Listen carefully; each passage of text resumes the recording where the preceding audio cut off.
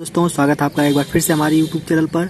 दोस्तों आज हम आपको बताएंगे कक्षा 10वीं की जो कल से यानी कि 16 फरवरी से एग्ज़ाम होने वाले हैं, उसके लिए जो पहले 20 नंबर का जो विकल्पी प्रश्न आएगा उसमें कौन से बहुत ही महत्वपूर्ण क्वेश्चन है, उन प्रश्नों को हम आपके सामने इस वीडियो को लेकर आए। ठीक है दोस्तों, तो आप वीडियो पूरा देखिएगा और आपको इस 20 प्रश्नों में से आपको बहुत ही ज़्यादा से ज़्यादा प्रश्न आपको परीक्षा में प्रश्न पत्र में मिलेंगे देखने को। ठीक है दोस्तों, चलिए वीडियो स्टार्ट करते हैं।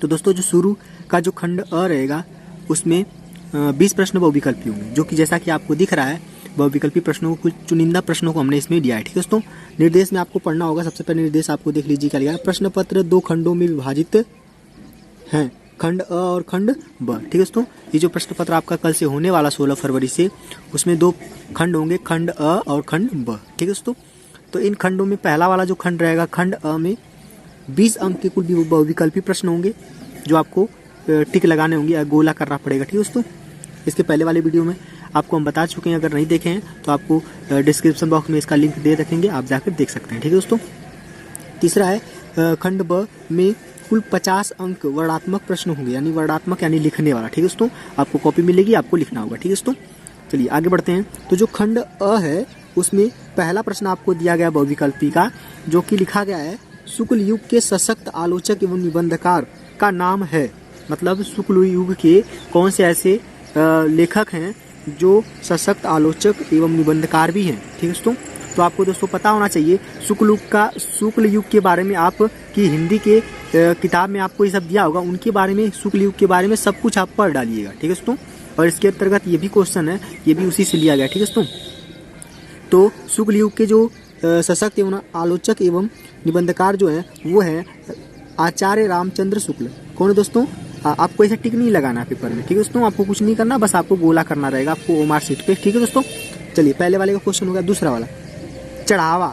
चढ़ावा शब्द में प्रत्यय है। चढ़ावा शब्द में प्रत्यय, आपको 2 या 1 प्रश्न होंगे प्रत्यय उपसर्ग के बारे में। तो प्रत्यय पहला दिया, चढ़ावा शब्द में प्रत्यय है। तो चढ़ावा शब्द में जो प्रत्यय है, लास्ट का जो प्रत्यय में दोस्तों पीछे लगा होता है। प्रत्यय में मूल शब्द के पीछे शब्द लग के जो बनता है वो होता है प्रत्यय, और मूल शब्द के जो पहले लग जाता है उसे कहते हैं उपसर्ग। ठीक है दोस्तों, इसमें चढ़ावा का क्या हो जाएगा? वाह प्रत्यय। कहीं आवा भी दिया रहेगा तो उसको भी, वो भी सही रहेगा। ठीक है दोस्तों, अगला सुदर्शन। हमने कहा ना, जब पहले लगेगा तो उपसर्ग कहलाएगा और बाद में लगेगा तो प्रत्यय कहलाएगा। तो सुदर्शन शब्द में उपसर्ग जो दिया है, सुदर्शन शब्द में उपसर्ग है। सुदर्शन शब्द में उपसर्ग है दोस्तों। इसमें सुदर्शन शब्द में उपसर्ग क्या होगा? जो पहले लगा है, सुदर्शन तो मूल शब्द है, उसके पहले सु लग गया, तो सु का मतलब क्या हो जाएगा कि ये उपसर्ग लगा, और ये सुदर्शन का सु वाला प्रत्यय सही होगा। ठीक है दोस्तों, आगे और भी आपको दिया जा सकता है कुछ भी ऐसे करके, प्रत्यय आप बढ़िया से तैयार कर लीजिएगा। रस मीमांसा के लेखक हैं। रस मीमांसा के लेखक हैं, तो ये भी दोस्तों रामचंद्र शुक्ल जी हैं रस मीमांसा के लेखक। ये उनकी प्रसिद्ध कृति है, आप इसको ध्यान दीजिएगा। ठीक है दोस्तों, चलिए आगे बढ़ते हैं। वैसे आगे दिया गया है आपको समास विग्रह से दिया रहेगा, द्विगु समास से भी दिया सकता है, और एक द्वंद्व समास से दिया, क्योंकि 2 ही समास को आपको पढ़ना है। ठीक है दोस्तों, इसमें दिया गया है पंचानन का समास विग्रह है। तो पंचानन का दोस्तों आनन मतलब होता है कि 5 मुखों का समूह। ठीक है दोस्तों, पंचानन का मतलब होता है कि 5 मुखों का समूह, यानी कि 5 आननों का समूह। तो कह सकते हैं 5 सिरों का समाहार। ठीक है दोस्तों, 5 सिरों का समाहार, तो आपका ये सही हो जाएगा। अगला दोस्तों, अगला आपको दिया जाएगा प्रश्न, वो होगा तत्सम तद्भव। तो तत्सम दिया रहेगा तो तद्भव पूछेगा, और अगर तत्सम दिया है तद्भव पूछेगा, तद्भव दिया तो तत्सम पूछेगा। ठीक है दोस्तों, कान का तत्सम यानी कि शुद्ध रूप क्या होगा? कर्ण, कर्ण, काम, काना। ठीक है दोस्तों, तो इसमें से आपका ये सही हो जाएगा, कर्ण। कर्ण आपका सही होगा।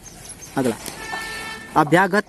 अभ्यागत का आपको पूछा जा रहा है, यहाँ पे जो अभ्यागत दिया है, अभ्यागत का संधि विच्छेद करना आपको, अभ्यागत का संधि विच्छेद करना है। तो अभ्यागत का संधि विच्छेद जो होगा आपका, अभ्याधनगत ये गलत है, अभिधन आगत है। दोस्तों यही सही हो जाएगा आपका, अभिधन आगत, ये वाला आपका सही हो जाएगा। ठीक है दोस्तों, अगला मधुनी का रूप है मधु शब्द का। मधुनी रूप है मधु शब्द का, तो मधुनी जो रूप है वो हो जाएगा दोस्तों आपका ये सप्तमी विभक्ति एक वचन। ठीक है दोस्तों, सप्तमी विभक्ति एक वचन। आपको मधु का शब्द रूप आपको बढ़िया से याद कर लेना है, क्योंकि ये प्रश्न में बहुत ज़्यादा इंपॉर्टेंट है, ये पूछा जाता है। सब याद कीजिएगा ताकि आपका ये क्लियर हो जाए, कहीं से भी पूछेगा तो आप बता सकते हैं। ठीक है दोस्तों, तो आपका ये है। ठीक है दोस्तों, चलिए अगला देखते हैं। ये 8वां प्रश्न था। अगला 9वां प्रश्न आपको देखते हैं। 9वां प्रश्न क्या लिखा गया है, जिनके आगे ठहर सके जंगीन जहाजी हैं ये वही प्रसिद्ध छत्रपति भूप शिवाजी। ठीक है दोस्तों, तो इसमें ये छंद से दिया गया है, तो छंद में आपको दो ही केवल पढ़ना था, रोला और सोठा। तो आप इन दोनों ऑप्शन को तो छूइएगा मत, क्योंकि 2 ही ऑप्शन होंगे जो आपके इसमें से सही होंगे। तो दोस्तों आपको इसमें से देखने पे क्या लग रहा है कि आपको कौन सा सही, आप अगर पढ़े हैं तो आप इसको सही लगा सकते हैं दोस्तों। तो रोला जो है, ठीक है दोस्तों, इनके आगे ठहर सके जंगीन जहाजी, इससे छंद, इस पंक्ति में रोला वाला छंद है। ठीक है दोस्तों, हंसी हंसी भाजे देख ही दूल्हा दिगंबर को, पाहुनी जे आवे हिमाचल की उछान। दोस्तों आपको इसमें भी 2 रस होंगे, हास्य रस, करुण रस, बाकी इन दोनों को तो पढ़ना नहीं है, तो आपको 2 ही में से सही मारना है। ठीक है दोस्तों, आपको परीक्षा में केवल 2 ही में से सही मारना है, करुण रस और हास्य रस। तो इसमें जब हंसी की बात आ जाएगी, हंस की बात आ जाएगी, या फिर विहस की बात आ जाएगी, तो ये सब समझिएगा दोस्तों आपका कि हास्य रस ही है, तो ये हास्य रस हो जाएगा। और कहीं विलाप की बात आएगी, और इसके अलावा कहीं दुख की बात आएगी, शोक की बात आएगी, विलाप की बात आएगी, विनोद की बात, तो इन सब बातों में आपको करुण रस लगाना होगा। ठीक है दोस्तों, यहाँ पे तो हंस के बारे में, तो आप ये ध्यान देना। ठीक है दोस्तों, अगर आपको पढ़ने में जो चीज़ दी है, उसको पढ़ने में अगर आपको हास का भाव उत्पन्न हो रहा है, मतलब हंसी आ रही है, पढ़ के थोड़ा सा मन में खुशी प्रसन्नता आ रही है, तो आप समझ जाइए कि वो हास्य रस है। ठीक है दोस्तों, अगर आपको पढ़ने के बाद आपके मन में ऐसा लग रहा है कि इसमें दुख का अभिव्यक्ति की जा रही है, मतलब दुख प्रतीत हो रहा है, हमको पढ़ने से दुखी मन लग रहा है, तो इसके आधार पे आपको क्या करना होगा, करुण रस लगाना होगा। और ये सब कि दोस्तों ये साकेत महाकाव्य जो है, ये किसने इसकी रचना की, तो साकेत महाकाव्य की रचना राष्ट्रकवि, जिनको राष्ट्रकवि की उपाधि भी दी गई थी, मैथिली शरण गुप्त जी, सही। इसमें ऑप्शन ई वाला सही है। ठीक है दोस्तों, चलिए आगे वाले को देखते हैं। हृदय सिंधु में उठता स्वर्गिक ज्वार देख चंद्रानन। ठीक है दोस्तों, इसमें आपका ये रूपक अलंकार सही हो जाएगा। ठीक है दोस्तों, रूपक अलंकार होगा। अगले वाले को देखते हैं। 13वां, छायावादी युग के प्रमुख लेखक हैं। प्रमुख लेखक दोस्तों है डॉक्टर राम कुमार वर्मा। ठीक है दोस्तों, और बहुत सारे छायावादी युग के जो कवि होंगे आप उसको भी देख लीजिए, जैसे जयशंकर प्रसाद, महादेवी वर्मा, ये लोग क्या हैं, छायावादी युग के लेखक हैं। ठीक है दोस्तों, और आगे देखते हैं। कंकाल कृति के लेखक हैं। कंकाल कृति के दोस्तों कंकाल, तितली आदि जो सब रचनाएं है कामायनी जयशंकर प्रसाद जी की, तो ऑप्शन इसमें कौन सा हो जाएगा, जयशंकर प्रसाद। आगे बढ़ते हैं हम लोग। आगे जो दोस्तों दिया गया है 15 नंबर का क्वेश्चन। 15 नंबर का क्वेश्चन आपको इस प्रकार से एक क्वेश्चन और भी देख लेना है, ताकि हिंदी, इसमें लिखा गया हिंदी गद्य का वास्तविक इतिहास कब से प्रारंभ हुआ। दोस्तों हिंदी गद्य का वास्तविक इतिहास ये सन 1850 से स्टार्ट हुआ था। ठीक है दोस्तों, शायद 85 तक चला था। अगला वाला, रीति काव्य धारा के 2 कवियों के नाम लिखिए। रीति काव्य धारा के 2 कवियों के नाम लिखिए। ठीक है दोस्तों, तो इसमें 2 कवियों के नाम कौन कौन से होंगे, घनानंद और बोधा ठाकुर दोनों लोग हैं। ठीक है, तो इसलिए ऑप्शन क्या हो जाएगा, ऑप्शन ए और बी दोनों सही हो जाएगा। ठीक है, ये नहीं। ठीक है, आगे बढ़ते हैं। अगला जो 17वां क्वेश्चन है, भारतेंदु युग की किस काल के अंतर्गत आता है। दोस्तों भारतेंदु युग किस काल के अंतर्गत आता है, ये आधुनिक युग काल के अंतर्गत आता है। ठीक है दोस्तों, किस काल के अंतर्गत, आधुनिक काल, तो आपको ये याद रखना होगा। ठीक है, चलिए आगे बढ़ते हैं। अगला प्रश्न जो है, इसके बाद 17 है। अब 17 के बाद आपका आएगा 18वां प्रश्न। तो 18वां प्रश्न आपका ये रहा।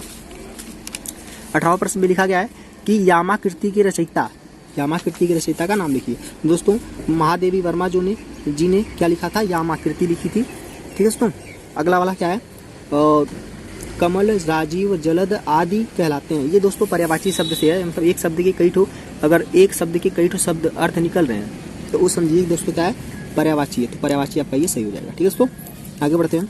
आगे 20वां जो क्वेश्चन दिया गया है लास्ट सबसे है, हसानी रूप है हस धातु का।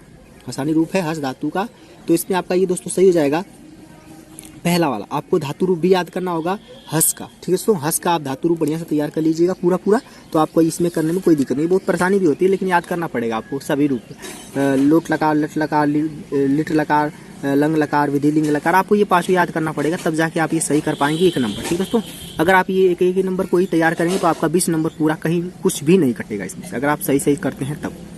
यदि वीडियो अच्छा लगा तो वीडियो को लाइक कीजिए, शेयर कीजिए, हमारे चैनल को सब्सक्राइब कीजिए, और मिलते हैं दोस्तों अगले वीडियो में।